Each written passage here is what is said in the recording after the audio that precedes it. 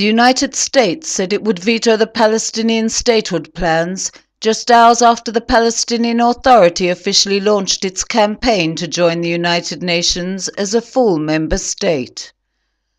Wendy Sherman, President Barack Obama's nominee for Undersecretary of State for Policy, told the Senate if any such resolution is brought to the Security Council, the U.S. will veto it. The United States is determined to veto such a move and urges parties to enter direct negotiation, she declared.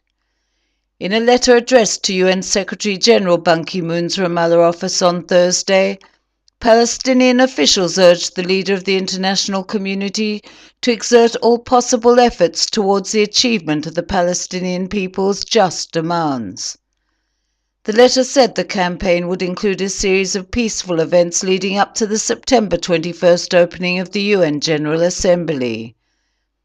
Palestinian President Mahmoud Abbas is expected to address the assembly 2 days later.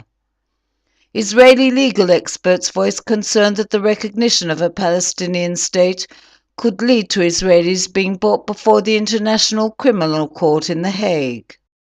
German police arrested a Lebanese national and a man from the Gaza Strip whom they suspect were preparing a bomb. On Thursday, German police searched an Islamic cultural center the two were known to frequent and also searched their apartments in Berlin for evidence. Police officials said they were searching for chemical substances and other components used to make a bomb. The arrest came days after Germany's interior minister said the country was facing real and intensive threats. Police failed to reveal the identities of the two, saying they're suspected of plotting to commit a violent crime.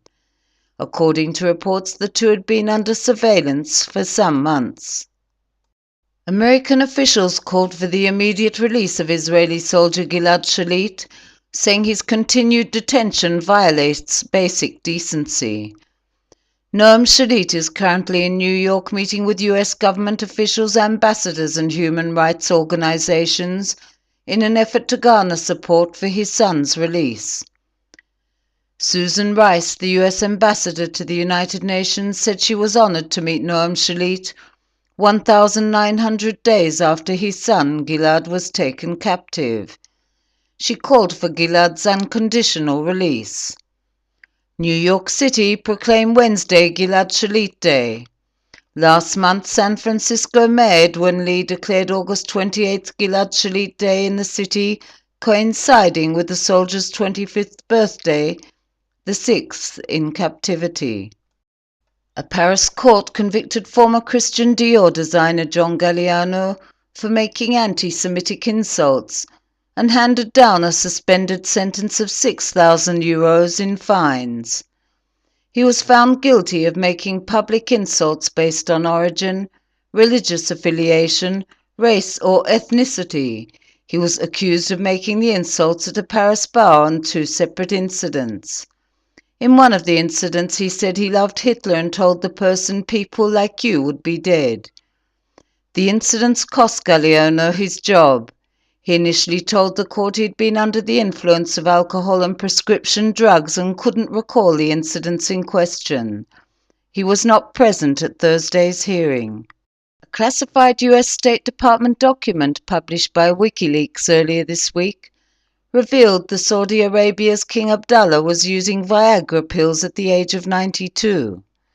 The document was a cable sent from the American Embassy in Riyadh in 2008 and stated the king was apparently 10 years older than previously assumed. The cable was based on information by a Western medical source who was in contact with the Saudi royal family and treated one of his 4 wives and received the king's medical file by mistake. The cable said the king was born in 1916 and was 92 at the time, was a heavy smoker, received regular hormone shots and was using Viagra.